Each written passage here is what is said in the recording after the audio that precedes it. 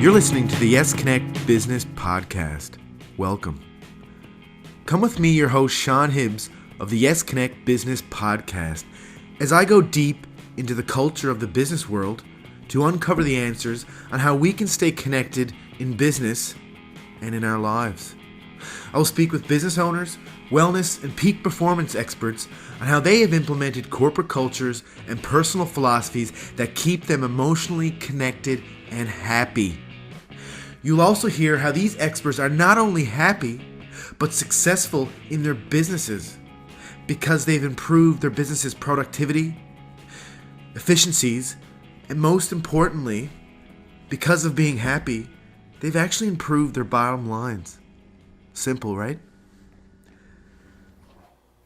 Hello everybody, my name is Sean Hibbs and welcome to another installment of Yes Connect. Pretty excited here today. I have Bonnie Cook here with me.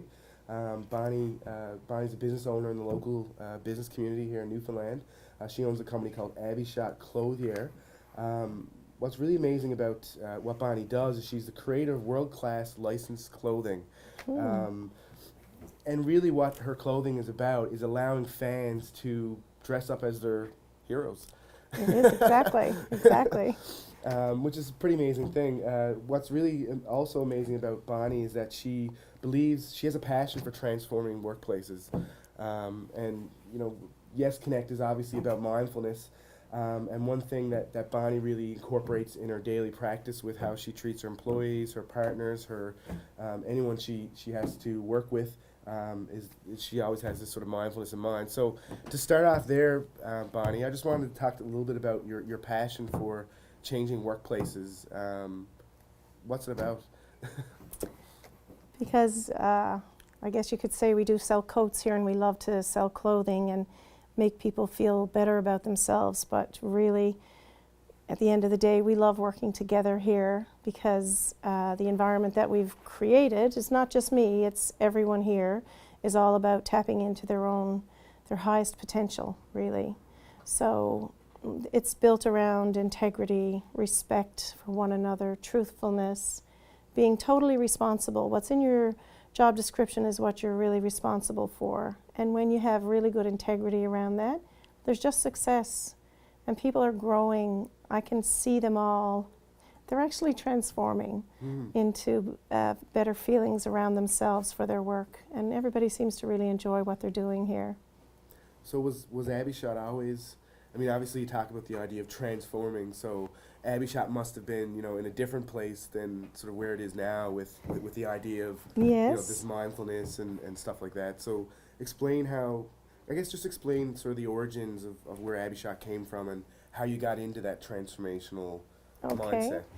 Well, I ran a home-based business for 20 years, and so I was working, my daughter worked with me when she was a little older, and so there were just the two of us, and then this opportunity came along for this business, and I got involved, and we hired 1 and 2 employees, and I wasn't the greatest at managing people, and I really thought there was something wrong with them, not me.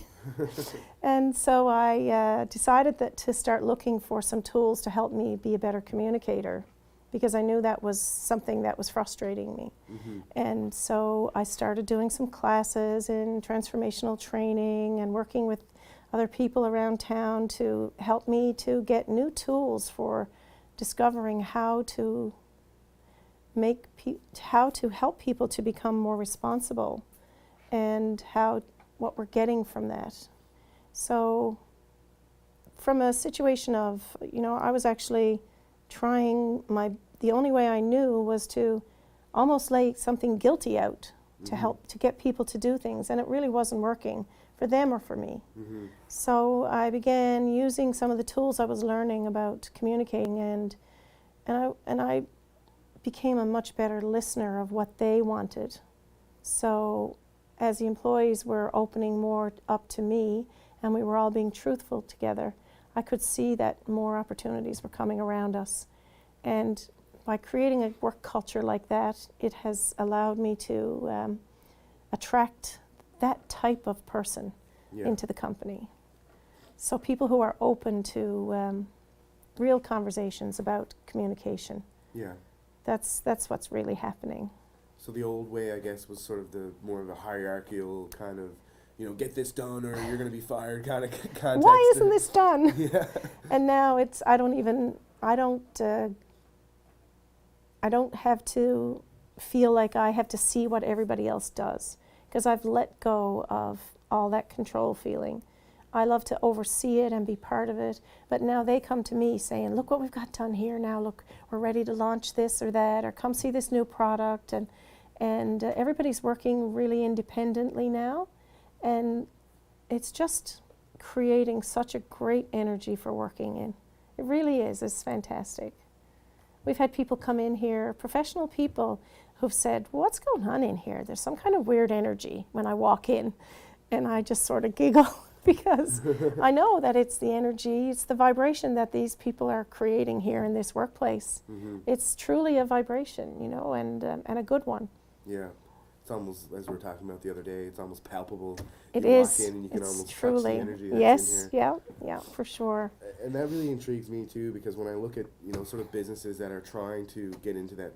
Because, when you look at the businesses in the local market here, for example, a lot of those businesses haven't necessarily, the idea of transformation and these, evolved workplaces where people can, think freely. And, 80% of the workplaces aren't really like that yet, per se. It's changing, it's evolving, but it's really not there yet. So I guess what I think of is mindfulness. Again, like, the mindfulness practice, I think, is almost, people look at it as a little bit whimsical or it's bizarre, there's no doubt about it. It's a different way of thinking for running a business. Mm-hmm. I think that when you start to let go of control, mm-hmm. then you're letting go of the reins and other people are taking control of their own lives. Yeah. And that's what it opens massive doors for a business. And my hope is that other businesses start to listen to their employees and to work with them. Yeah. I've learned that frustration now, I know exactly what frustration is. It's not having the knowledge to do something. Mm-hmm. You get frustrated because you don't know how to do something. So you just need to stop and look at that situation and find a way around it, because there's always an answer. Everything can be resolved through communication. Yeah. I really believe that. Mm-hmm. So we have an open concept here where we actually get together and have dream sessions. Sounds kind of weird, but we will sit around the table and talk about the things that we dream of having, and one of them was a beautiful camera for our shop here, and we created that, and we actually found some funding with government to bring in for working with youth retention. And that has been a great gift to us. We got all kinds of different things that we had dreamed about. We do that all the time. Mm-hmm.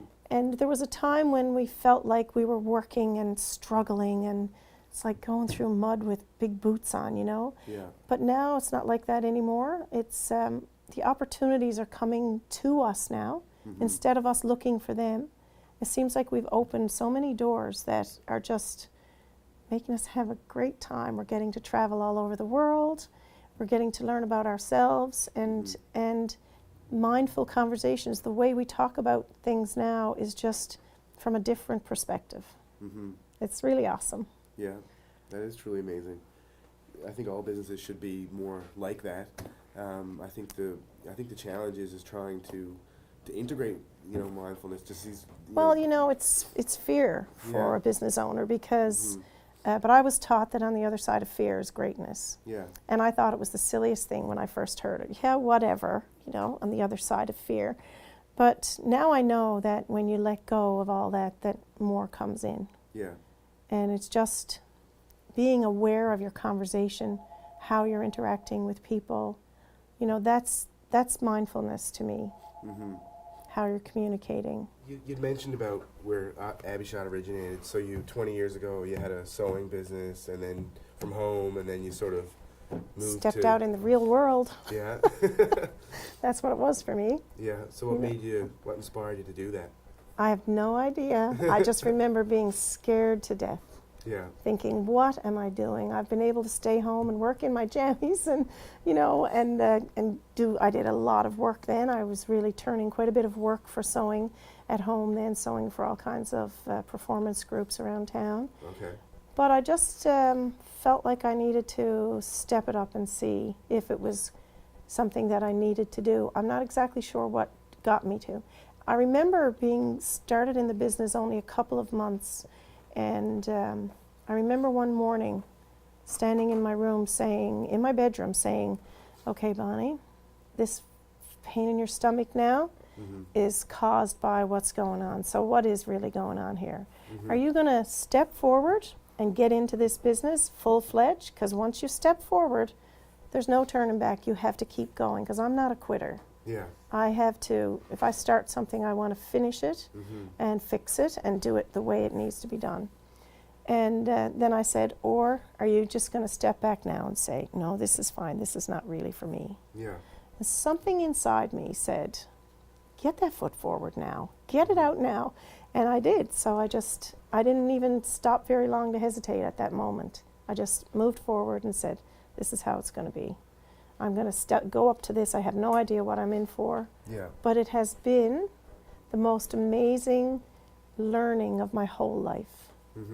Aside from being a mother, which was awesome and still is, I think that this business has taught me so much, and in turn has had its reflection on the family for around communication, and I think it's been great overall for my whole life. Yeah. Really has been. Yeah, that's amazing. So I guess that was when the transformation, your own personal transformation started, is when your business started transforming around into... When I became more challenged with everything started coming up for me, and I was hiring more people. We were doing more business. We were putting more processes in place, borrowing more money for the business, and things started to become more real, and I was more frustrated, and I wasn't well. And now when I look back on that, I know it was because I had created all this stress, and I didn't have the tools it took to move through. So I said, something's got to change here. I don't know what it's going to be, but something has to change, or I'm not going to be around. And when I started using all these mindful techniques, that's when things started to change. That's when the steel doors opened up like this, and all the opportunities started coming to us. Yeah. Yeah, it was amazing. So that must have did something, I guess one of the hardest parts of starting a business is inspiring your people and getting the best people, and then you made that basically with your transformation, you made that your passion. Definitely. That's what drives me now. At the end of the day, it's how much people are enjoying their jobs, how we have real conversations here. Like, nobody gets away from hiding from me about anything. If there's anything bothering them, I'll say, come on, let's go have a yarn, and we'll get together and have a good conversation. And sure enough, my intuition is right in saying that something was off balance for them. Yeah. So we'll talk about it, and we'll find out what's happening, we'll create a solution in their conversation, not mine, just by me asking questions. Yeah. And so we've created a really good environment here. Even in the beginning of the business, when I didn't even know how to let someone go in the business, I didn't do it the right way, probably. I don't know if there's a right way, but now we have a process that is more mindful of them and of the company. Okay. So that has given me a lot of peace, actually. That alone has been tremendous. Few people leave here. Sometimes you can't get them out the door. They're really enjoying what they're doing here. I have one employee in North Carolina, one in Montreal, and 8 of us here in Mount Pearl.